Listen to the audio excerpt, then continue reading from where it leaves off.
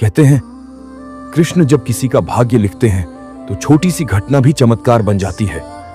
अर्जुन ने तो सिर्फ दान दिया था, लेकिन जो हुआ वह भगवान की लीला थी। एक दिन कृष्ण और अर्जुन एक शांत पगडंडी से होकर गुजर रहे थे।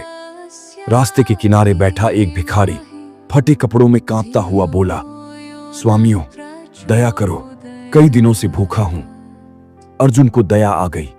उन्होंने अपनी थैली से सोने के सिक्के निकालकर भिखारी को दे दिए, लेकिन उसी रात कुछ चोरों ने उससे वे सिक्के छीन लिए। अगले दिन वही भिखारी फिर उसी स्थान पर बैठा था। फिर से हाथ फैलाकर वही विनती, कुछ दे दो प्रभु। अर्जुन चकित, कल इतना सोना दिया और आज फिर? कृष्ण मुस्कुराए। उन्होंने अपनी कमरबंद से एक चमकता हुआ हीरा निकाला और भिखारी को दे दिया। भिखारी खुशी से हरा लेकर घर पहुंचा और उसे एक मटके में छिपा दिया, लेकिन किस्मत को कुछ और ही मंजूर था।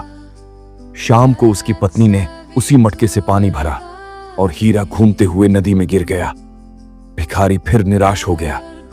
अगले दिन कृष्ण और अर्जुन फिर उसी रास्ते से गुजरे। भिखारी रोता हुआ बोला, प्रभु मेरी किस्मत ही खराब है। इस बार कृष्ण ने उसे 2 चांदी के सिक्के दिए।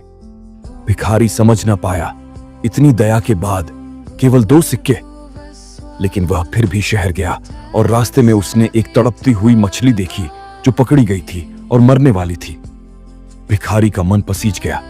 दोनों सिक्के देकर उसने वह मछली खरीदी और उसे उसी नदी में छोड़ दिया। जैसे ही मछली पानी में गई, उसके पेट से वही गुम हुआ हीरा बाहर गिरा।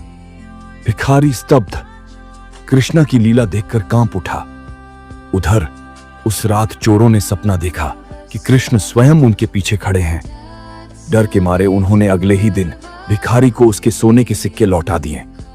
कृष्ण ने अर्जुन से कहा, दान वही सफल होता है अर्जुन, जो दिल से किया जाए और सही समय पर सही रूप में लौट कर आता है। खोया हुआ धन लौट आए या खोया हुआ भाग्य।